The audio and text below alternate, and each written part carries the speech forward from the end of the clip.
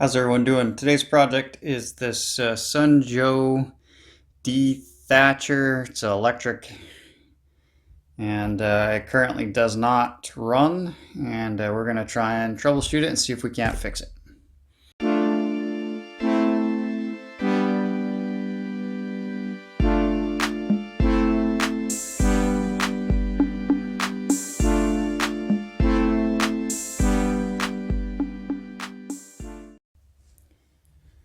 Good day, everybody. Welcome to my small engine repair channel. Thanks for joining me. If you're new to the channel, go ahead and click the subscribe button and the notification bell. That way, each and every week I post a video on small engine repair, you'll be notified and you won't miss a thing. So today's project, we have a electric dethatcher. I had a guy come and bring a whole bunch of stuff to me that he was getting rid of. And this particular one does not work. I don't have a whole lot of experience with these, and certainly I've never worked on one. I have worked on a few electric lawnmowers, and I try and stay away from electric. But anyways, this particular machine looks like a little cheapo thing. It's very plasticky. Everything is just plastic, something you would get at Walmart or something. So like I said, it does not run. I've tried it, and I've had it like sort of turn over a little bit, but it almost seems like there's like maybe a bad connection or bad ground or something. I don't know. We're gonna have to check this out. So anyways, I got it plugged in. You push a little button here on the side, it looks like. And while you're doing that, you kind of lift up on this handle. And there you go. You saw it did run for a little bit, but then it dies. If this was a gas-powered one, I would call it got a carburetor issue, but this thing's electric. So let's try and dive into it and see if we can't figure out maybe what's going on with it. I know someone has already been in this thing, I think. This cover just kind of comes off. I don't know if there's some little parts that are broken off, like knobs or something like that. I don't know. But this thing here, it looks like a very rudimentary height adjustment for the wheels. It looks like it needs a little work as well. And here's your electric motor. So I'm going to disconnect the power to it first and see if we can't find something that's obvious. All right, so the power comes in from the handle, comes down, and 120 volt comes into here. And this is like a terminal of some sort, and then you got two wires, a black and a white, just like your household circuit. So power coming in through the black goes into the motor, and then comes back out through the white and then completes the circuit with your house. Now it looks like there's another wire here, and that looks like, I bet it goes to the brushes, but it's not very secure. I don't know. Let's see. So in here, right in that area where my finger is, right there's a brush.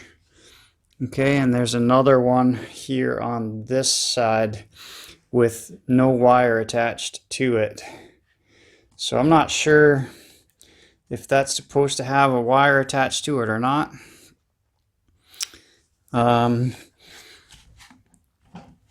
Looks like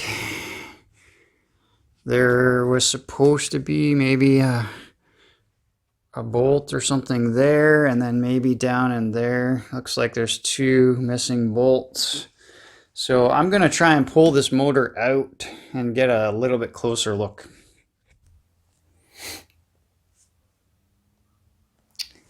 Alright, so I got it flipped over here. I don't know 100% yet how to get this motor out. There's a couple of screws here on the bottom. We're going to take these out and see where this leads us.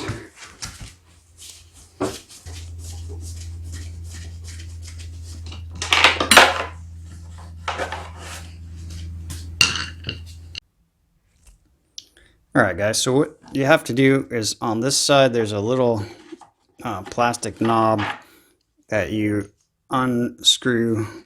Then there's a little hinged keeper here. And then this Dethatcher part comes out.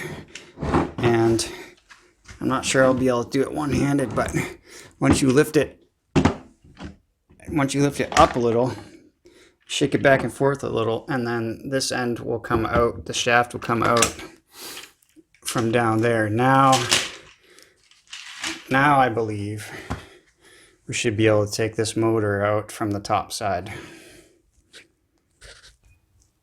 Alright, so be careful when you're flipping it back over, because like this is pretty much it. It should come right out now. Now yours probably has a couple of extra screws on the bottom. Mine only had 2 left.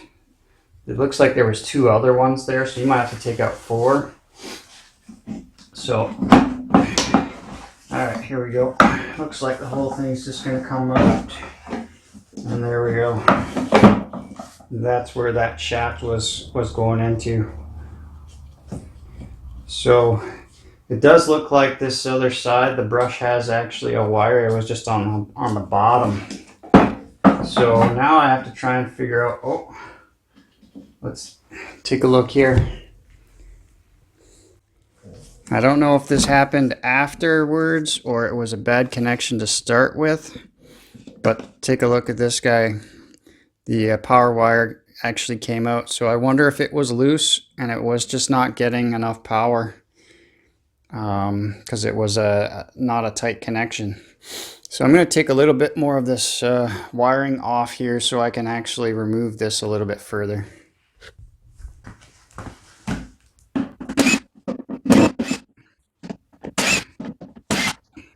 right.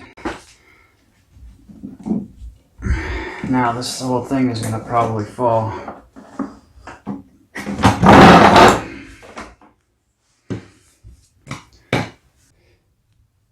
You can see there's little flathead screws holding these connections together.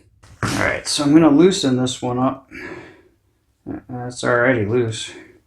I guess it would be because should have been a wire in there.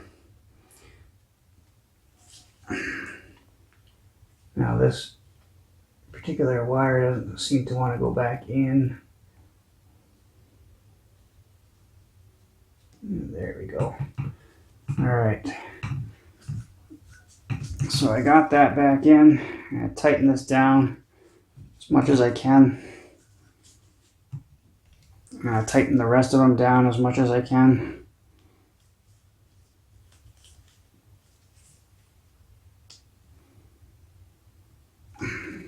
Just to make sure all the connections are nice and tight. That one was loose. That one is loose.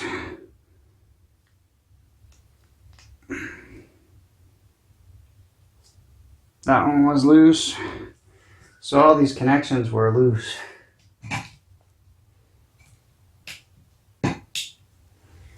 Alright. So I think what we're going to do next is I'm going to run this motor while it's off the machine. So this looks like it's a fan of some sort, maybe to keep it cool. But as you can see, when the motor spins, we've got a series of gears and belts which ultimately gear it to the proper speed, which then hooks up directly to the shaft of the Dethatcher piece right there. So let's test this out. I just want to make sure that all the moving parts are clear. Alright, so that doesn't seem to be solving our issue. It's doing the same thing. So I think I'm going to have to dive a little deeper into this and see if there's anything else that is obvious. I'm going to check the brushes.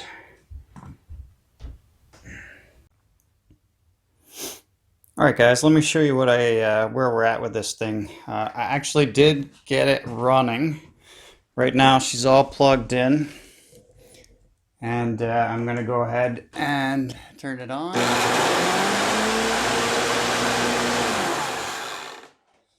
Alright, so now unplug it here. I'll flip her back over and show you what I did. So I haven't put any covers back on because I want to kind of explain what I did there. So what I did was I had the whole motor out, and right down there where the brushes are, I told you, right in here, I took these brushes out. They're very easy to take out on this particular model. All you had to do is kind of take a little flathead screwdriver. There's a little tab. I'm not sure if I'm going to get in close enough. There is a little tab right there, and you just push that tab in as you're pushing this top part down. It's a lot easier when you have the motor out. So you just take that out, and then once that comes out, the spring, there's a spring right in here where the brush is. That will extend and the brush will come out. It's very easy. So once you take those brushes off, what I noticed, mine were pretty worn. They have lots of life left in them, but what I ended up having to do was I took the brush on a piece of sandpaper on a flat surface and just back and forth, I worked it back and forth so I got the end of the brush nice and flat, nice 90-degree sort of rectangular shape. And I used a 220 sandpaper just to do that. Once I had them nice and flat, I put the brushes back in, and that was it. That's all she needed. So I was wondering if I needed new brushes, but in this case I just kind of filed them down. I just sanded them down nice and flat, and now they work again. So that might be the problem on your machine, guys. If it is, hopefully this video helps you out. And if you like the video, please hit the like button down below. And until the next project, take care.